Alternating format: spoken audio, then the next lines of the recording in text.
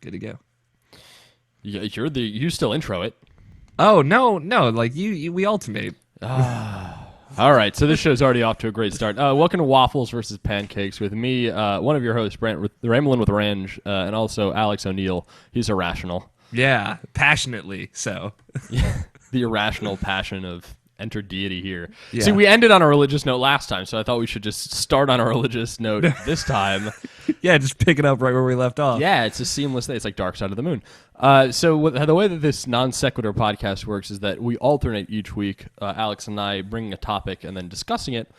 And so this topic, I kind of want to co-opt it. I kind of want to do a two-part topic here. Oh. And I know that is a whole bunch of Brandt. That would be like in Mambo number 5 if Jessica got like 2 mentions in Lou Bega's litany of female names. If Jessica, why would it be Jessica? Are we talking about like Jessica Rabbit? No, it's either Sandra and the Sun, a little bit of Jessica, here I am, a little bit of you makes me your man. Was the whole point of that wonderful ballad. You know, I could always I could donate I could bring it up next week. We could just do this as a pair. Right, but you haven't even heard the topic yet. What if you're signing up, you're on board.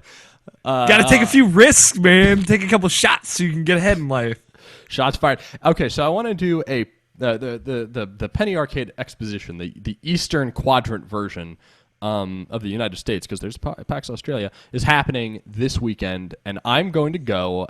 I've never gone, but Alex, you have gone. So I want to do like a pre-PAX, post-PAX kind of conversation. I want you to be like my Jedi Master. Like you're like Alex 1 Kenobi. Okay. And I know how much you like to be called Alex 1. So you're Alex 1 Kenobi, and I'm the Padawan. I could bring balance to the force of journalism.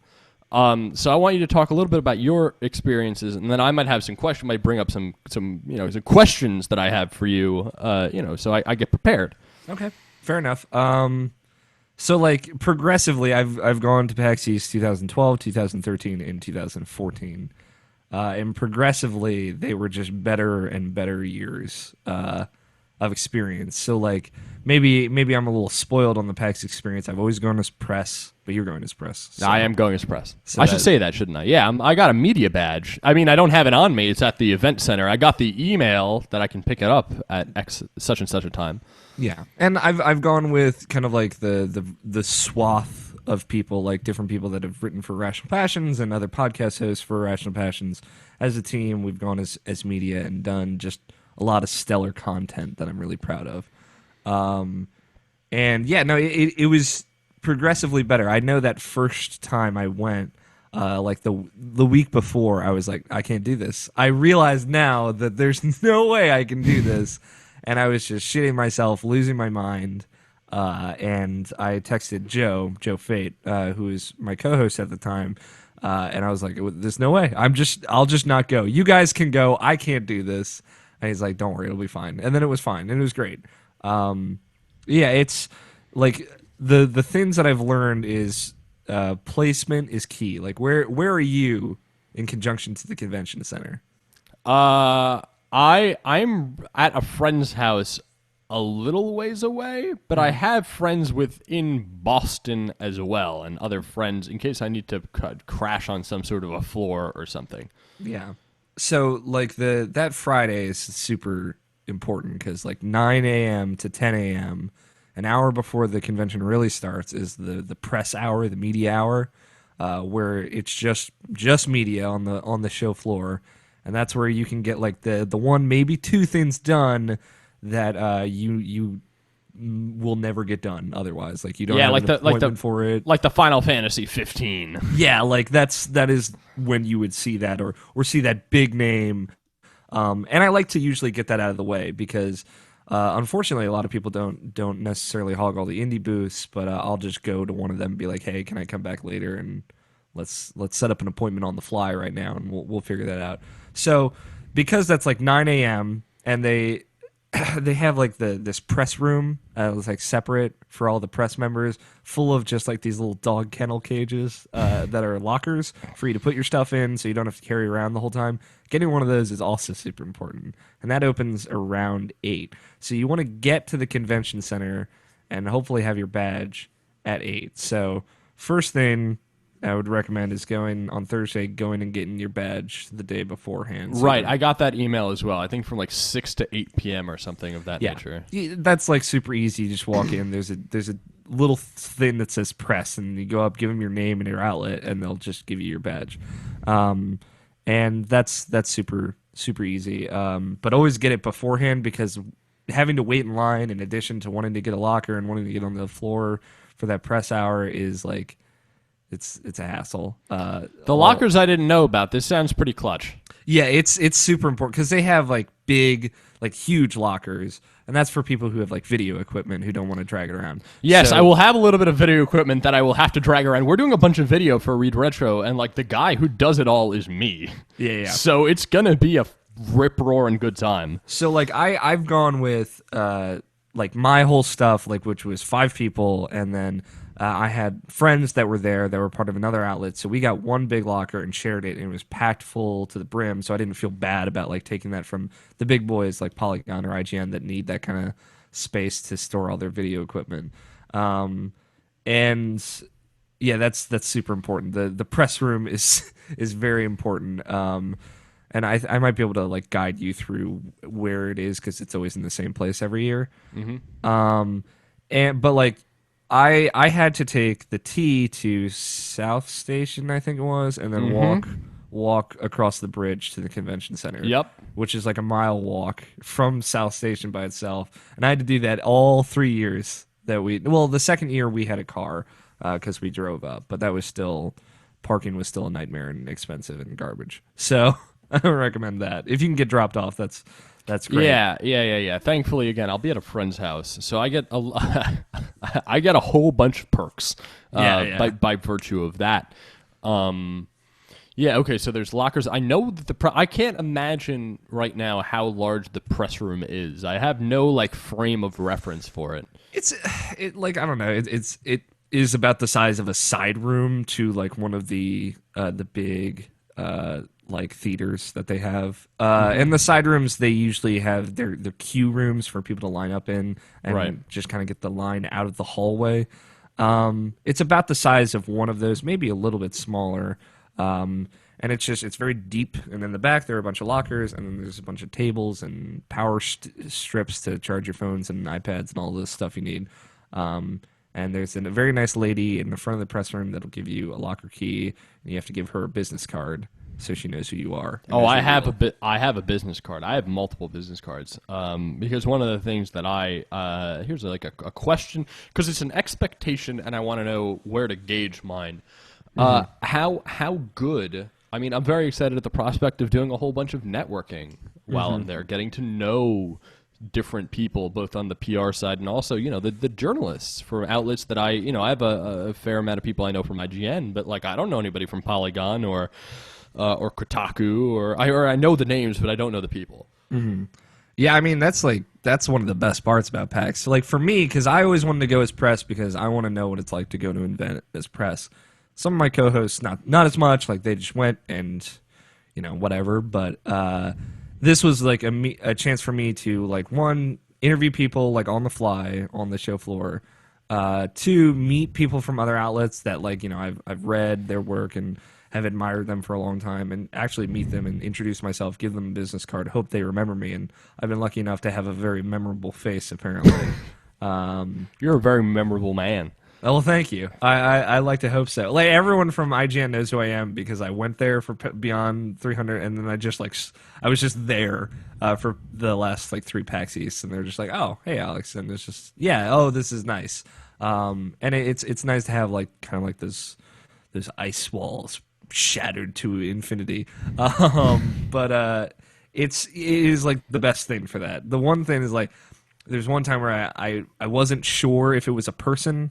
It could have been a plant or a pseudo-wudo. No, if it was the person I was thinking of, it was. I was too nervous to go up because I didn't have the right face in my head for some reason, and I missed an opportunity. So just like know what they look like, go up to them, introduce yourself, like, oh, you're such and such. I'm a big fan of your work. My name's this. Here's my business card, or whatever. However you want to break the ice. It's super easy because just everyone is just there, and it's super easy and convenient to kind of get around there. Right. I'm actually looking forward to. I know a couple of other people who are going from smaller outlets, or at least they're people who are like us that maybe even representing larger outlets, but are kind of like that I'm friends with, and they've been to PAX East as well, and so I'm hoping that like through them, it's like such and such, this is Brandt, this is such and such. It's like, oh yeah, didn't you write that thing? So like a little bit of an icebreaker in that regard is something that I'm really looking forward to. I'm gonna have a bunch of my business cards. Oh yeah. To hand out to to developers and also to just like the press swap. Mm-hmm. And it's great for that. It's easy to just do it because everyone's there, everyone's open to it. Like everyone's really cool about everything. Everyone is cool at PAX. This is like one thing I have a little trouble conveying to people. Is like everyone's there to have a good time, and I've never had an experience where someone was being a jerk. Like not even like passersby, and like everyone is like excited to be there, and you're excited to be there. So if you see someone who's like talking about something and really excited about it, like feel free to like talk to them. And this goes beyond just you to actually the people that are watching. Like if you see someone like somebody from IGN, like you see Mitch Dyer and you want to say something, go up and say something, because if you like his work, then he likes you, or he appreciates that, and he would be totally cool with talking to you, as long as it doesn't look like he's interviewing somebody or running to some event. Like right. As long as you're obviously not intruding or interrupting something, like you're fine, and they're partly there to see you too. Like same with like developers and everybody. Like just go say hi to a random person and make a friend, because like I've done that. I sat down because I couldn't get into a Giant Bomb panel one year, which that's an event that you should go to. Just I know, Friday in general night. To everyone. Yeah, that's always an event, and it's always fantastic. I was just sitting down. We didn't get into the Giant Bomb line, so we were just hanging out. And my friend Greg had bought a new set of Cards Against Humanity, because all of Cards Against Humanity is always there, and they sell their stuff there at a discount price. So he just broke it out, and we started playing with like the latest expansion. A couple dudes just came up, and eventually we had a posse of like 5 to 8 people just sitting around, half of them complete strangers, just sitting around playing Cards Against Humanity in the hallway. And it was a ton of fun, and we all just like shook hands and had a good time afterwards. So it was, it's stuff like that is super, like it happens super easily, and you don't have to force it at all. It's just a ton of fun. So yeah, no, I'm excited for that. I've been to New York Comic Con before, but I've never been to any PAX, and so I've seen photographs. It seems like for the 3 days it is just a mob show. It is like a Woodstock for geeks. Yeah, it's big. Like I always think it's not necessarily too many people, but again, like I have been lucky enough to have that press badge. The things I want to wait in line to see are the indie games, which are never terribly too long, unless it's like that one indie game that one person mentioned during their panel, and now it's just swamped.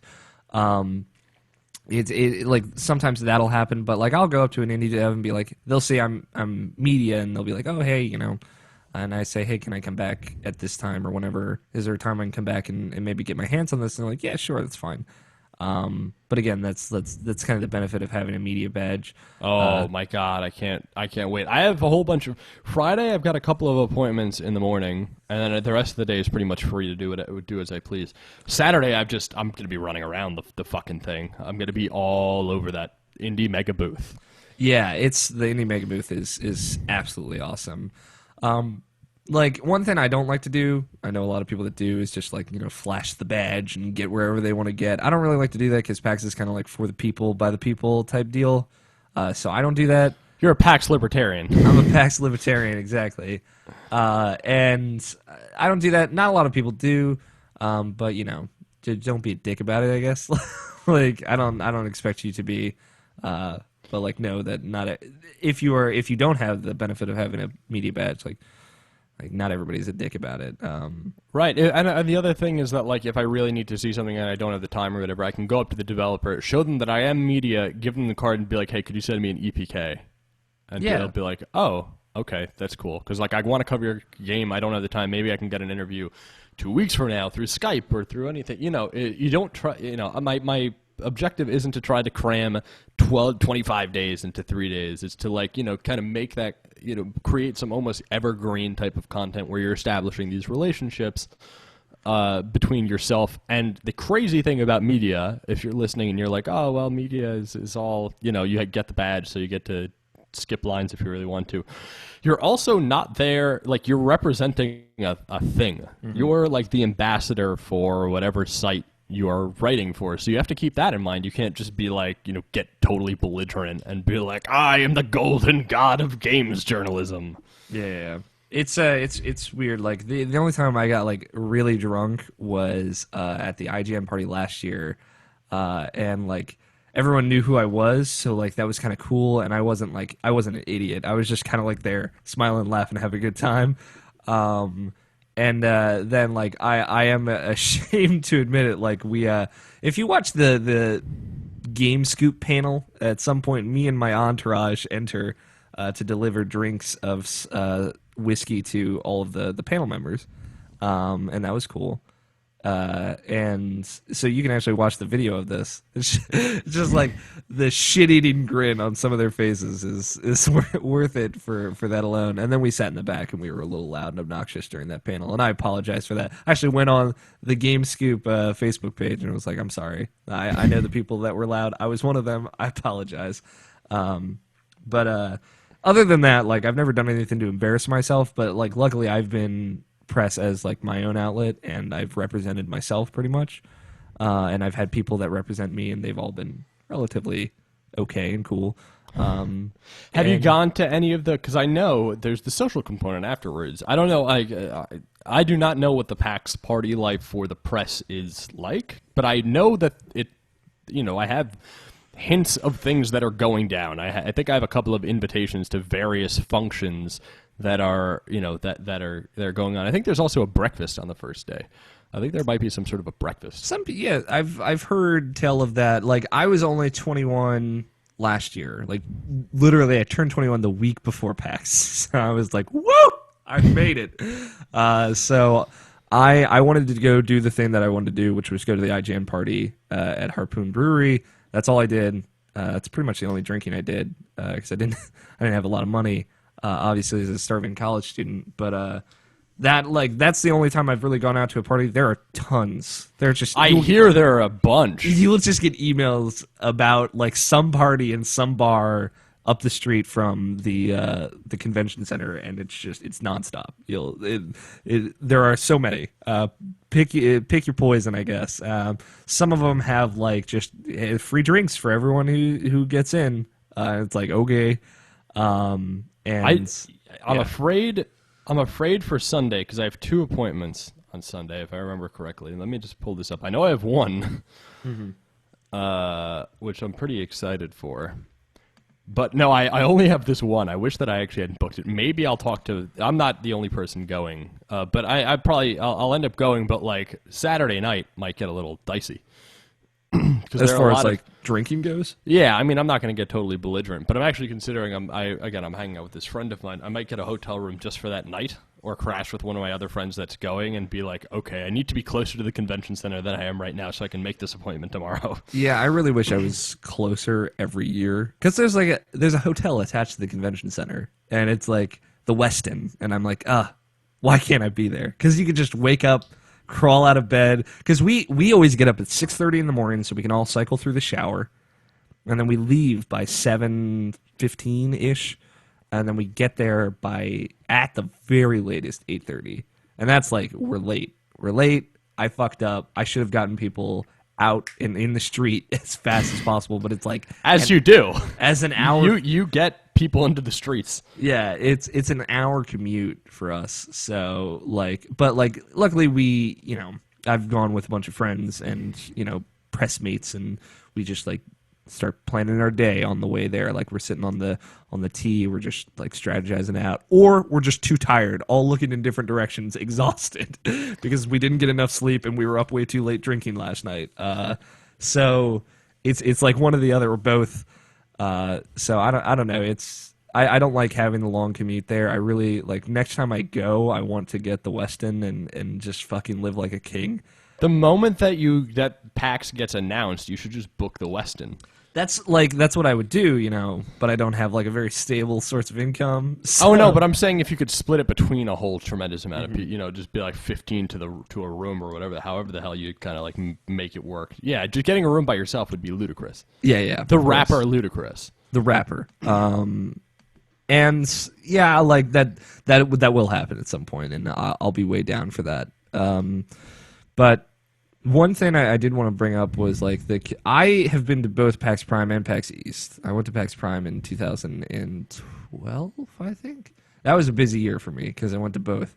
It might have been 2000. No, it was 2012. I like PAX Prime.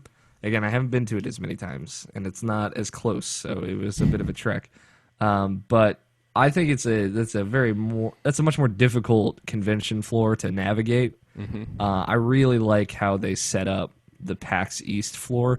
So it's like a big rectangle, right? And there are two sky bridges with big windows that you can just look through. So you can go, if you ever lose yourself, you can just go to one of the sky bridges, which you can see very clearly, and you can see the whole fucking shebang.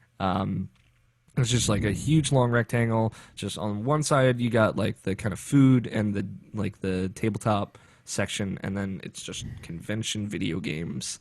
And then around that, like the outline of the rectangle, is where all the theaters are. So getting anywhere is pretty easy. You just got to remember the theater names and where they are.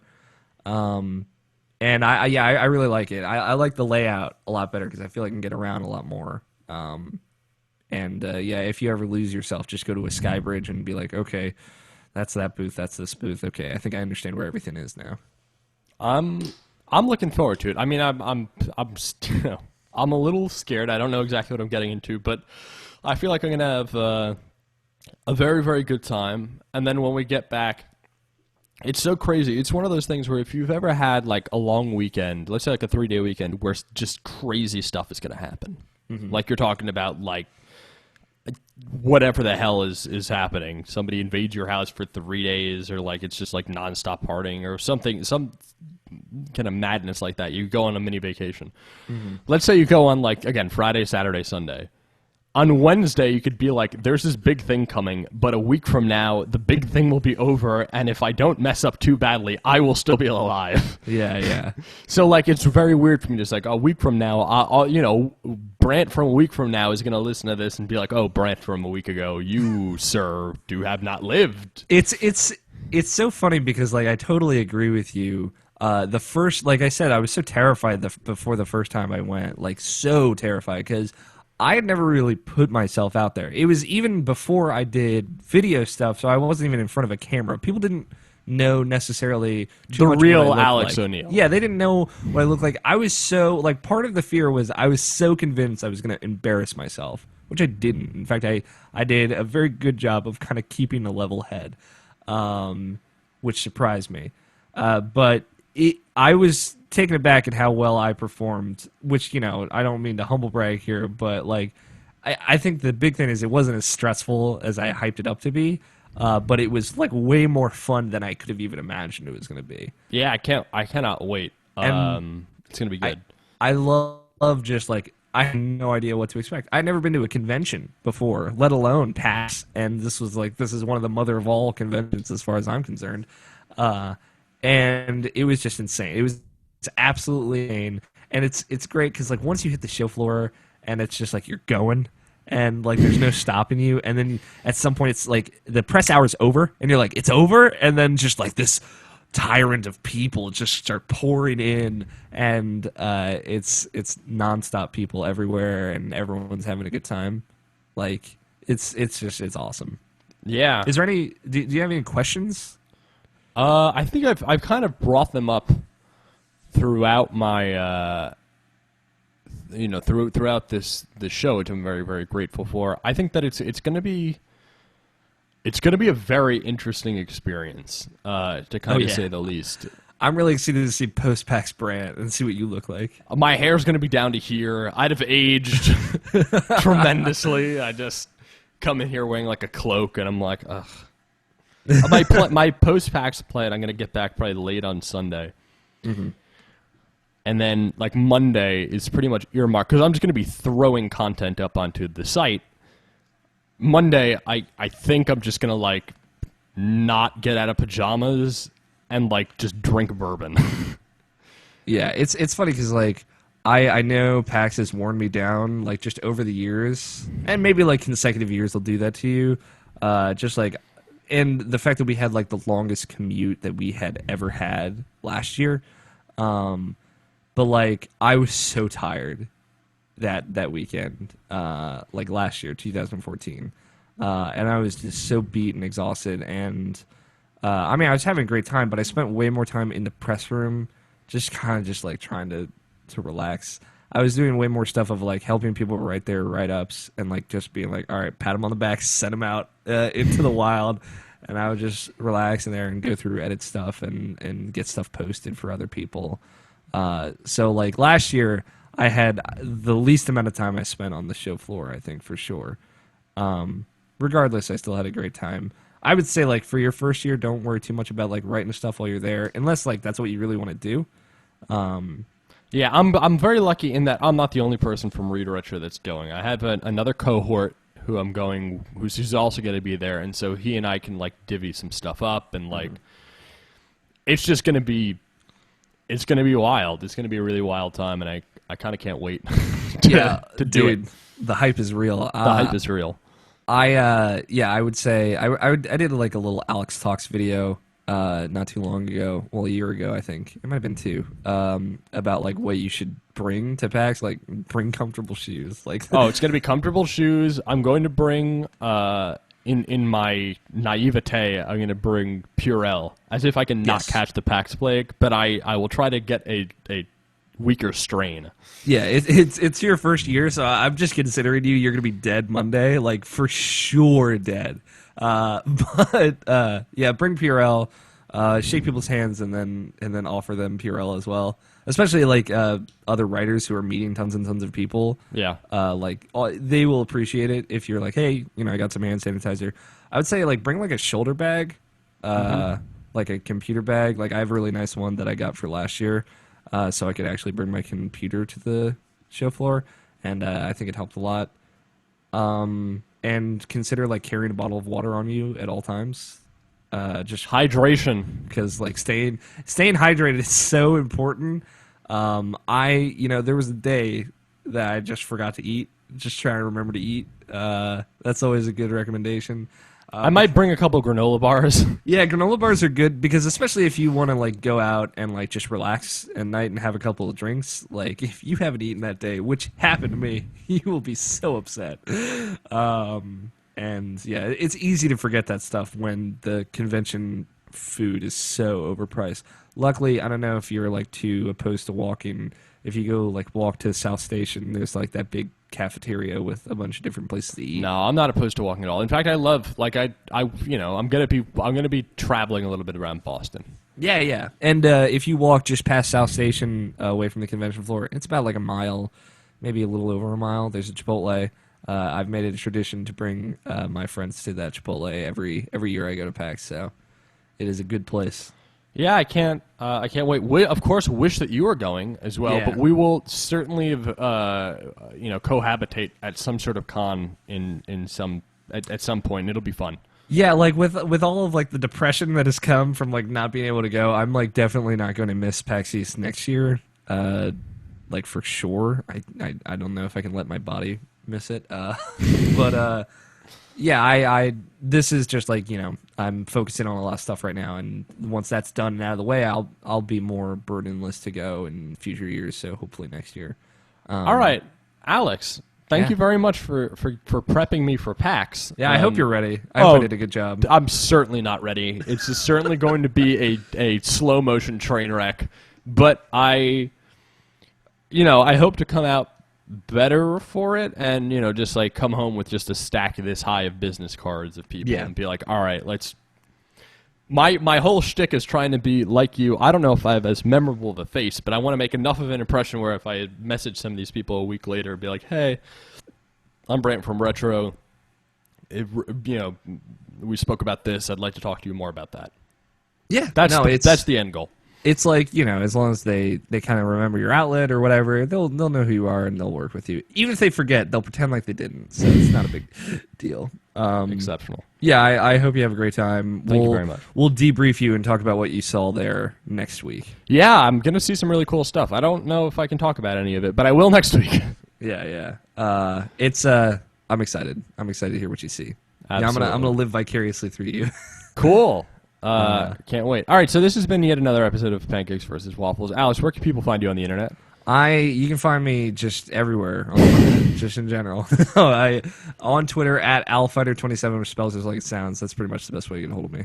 Cool. I'm at Twitter, Branj, this is Branj, and you can catch my writing at readretro.com. Thank you very, very much for checking out this podcast. Oh, also, I have another YouTube show with a mutual friend of ours, Nikki. It's called A Misdiagnosis, M-I-S-S Diagnosis. You should check that out. Getting really funny. All right, so until next week, stay classy. Stay classy, fellas.